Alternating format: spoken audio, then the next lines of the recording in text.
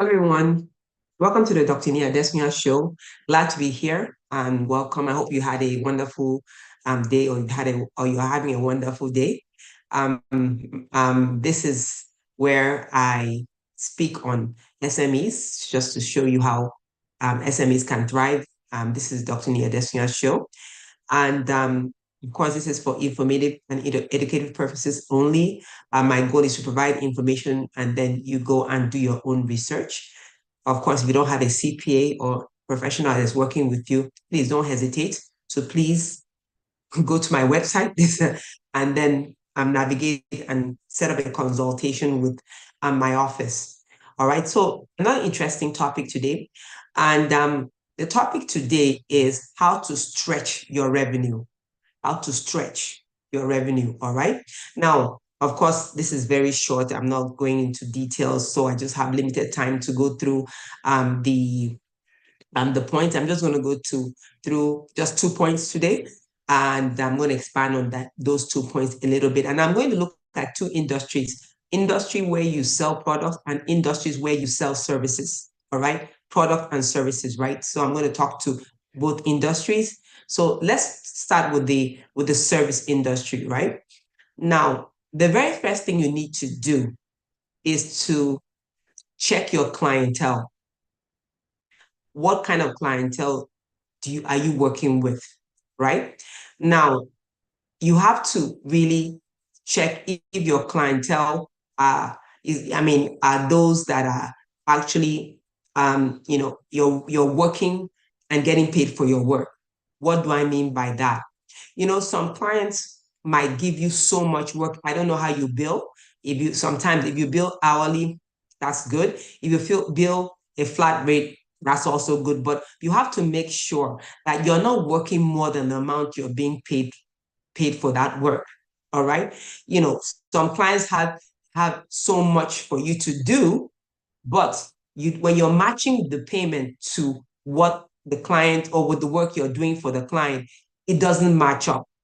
So first of all, I would say review your client list, review that client list and see if the client is actually, you're working more, like you're spending more time on this client and you're not billing that client enough. Now, that's the first step. I'm talking still on that step of reviewing the first point of reviewing the client. And if it's not working for you, I know this might be a hard thing to do, but then, I'm going to go to the second point, not very soon, but if the second point doesn't work for that client, it's time for you to tell the client that, you know what, you can't work with that person anymore. Now you might say, oh, but I thought you're saying stretching. Hear me out. Hear me out. By the time I finish, you get where I'm going. All right. So first of all, review your client list. Who are your clients? Who are your customers? Who are your clients when it comes to the service industry? And match the payment to what you are doing. That's the very first step, right? Now, if you feel that when you match, you feel that you're working too hard for this client, but you're not being paid. Your pay doesn't match the work then it means that you're actually not making enough revenue from that client, right? That's what it means. It means that by the time by the time you analyze the time you spent or the hour you spent on this client and you're not billing the client correctly, then you have to, well, we're going to the next step, but you have to, first of all, keep that list of those clients. First of all, that's before I'll go to the next step and then we come back. Now, if you're a company that sells products, look at the product that doesn't sell, that is not selling well, right? Go through your products, right, and see. Of course, maybe people that sell products, right, they might have different kinds of products that they sell. Look at that product, find out if it's really a product that you should actually invest time in and sell. If it's not working, you've been in this business for some time and okay, this particular product is not really gaining sales. It's time for you to remove that from your shelf. All right, that's for those in the in the product industry. It's time for you to say, you know what, this, let's say you have 2 or 3 products. This, that maybe you might have, likely you have more. But you say, you know what, this product is selling more than this other product. Why don't you increase the inventory, all right, for that product that is selling more, and not just allow that product that is not selling to stay on the shelf. Why would you do that, right? It's taking shelf space, right? So that's very important, right? Track your sale. I'm sure you're doing that. If you're not doing that, my product, of course, you can contact my office. We work with you. All right. That's the first. I said step 1 for each area. I talked about service. I talked about the industry products. All right. The second step for the service industry, look at your pricing. Look at your pricing, right? Now, if that those people that I said, maybe you have some clients, customers that you look at the pricing, look at the work, and it's a lot. This is the time you say, okay, you know what? You want to bump up your pricing. And I know you might not like what I'm going to say next, because you might say, oh I've been with this customer for so long. Why would I tell them that I want to increase the price? Now, if your customer sees, or your client sees that or sees you as valuable as you see them, of course they will stay and they will pay you. But if a client doesn't value your service, it's time for you to say, okay, nice knowing you. Of course, you can be friends with them, but they don't have to be your customer. They don't have to be your client. I'm talking about the service industry. They don't have to be. How did I come up with this? How did I think about this? Of course, through experience, right? Have you ever gone to buy something, let's say a product, I know we're going back to products, and you want to buy something, or there's a price out there, and you go there and say, you know what, I don't want to pay this amount, and you negotiate down? Have you ever done that? When it comes to maybe products, or even sometimes people even have it on their websites. They might have promotions here and there. This is what they are.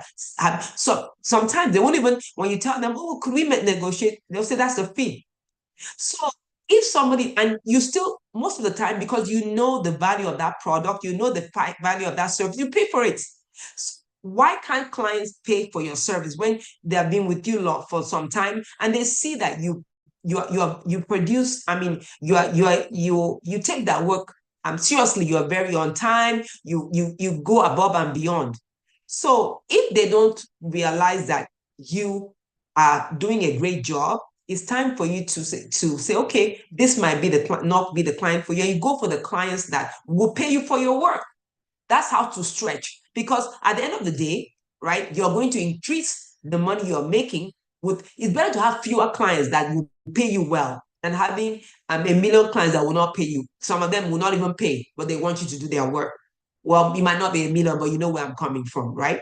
Now, on the product side, I will say, yeah, increase your price. And I'm not saying that increase your price to in a way that is not good. No.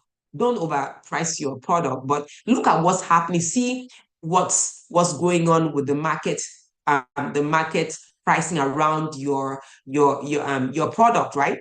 Because I know that. And then also, in addition to what I'm saying, it's just, the 2 points, but I want to add something. Make sure you don't play with the quality of your product or your service, right? People pay for good service. People pay for good products. Do not compromise that, right? Do not compromise your service. Do not compromise your products, right? Make sure you do that. And really make sure that people that really use your services can pay, right? And I'm not talking about pro bono. Yeah, here and there. I personally, here and there, where it's necessary, I do pro bono. There's nothing wrong with that.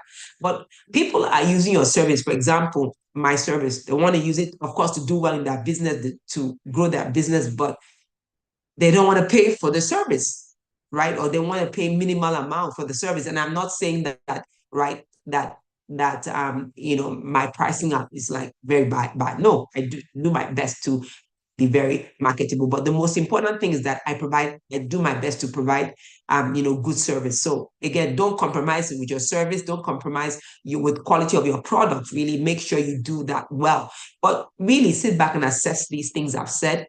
And of course, as I said, you might want to, if you don't have a CPA or professional working with you, please reach out to my practice. That's the website. And please, and then navigate and let's look at what you have on ground. And then we can do some kind of price analysis and see what works for you in pricing. I'm not saying you should outprice yourself or, give a terrible or ridiculous pricing, but it's time for you to sit back and say, okay, am I really having the right customers? Am I really having the right clients? Am I really looking at the right target market? Are they really paying me for my service? That's your goal to be in business, to do well, right? That's the goal. All right. So do some analysis and see where you can actually expand. And if your clients actually love what you do, do well and they love your product, I guarantee you to increase your pricing here and there, it's not going to be a big deal. Unless those that say, you know what, there are people that just want to get the service and or product and they refuse to pay for it, pay the right amount for it. And that's fine. If they don't want to work with you, that's fine. That's fine. But I know that as long as you have quality services, have quality products, right? You always get new customers, right? So hopefully I've been able to share something that would impact your business, of course.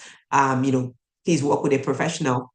This is only for informative and educative purposes only. And again, if you want your SME, which is a small business, a small and medium-sized enterprise or small and medium-sized business to thrive, you have to be intentional. All right. Thank you for being here.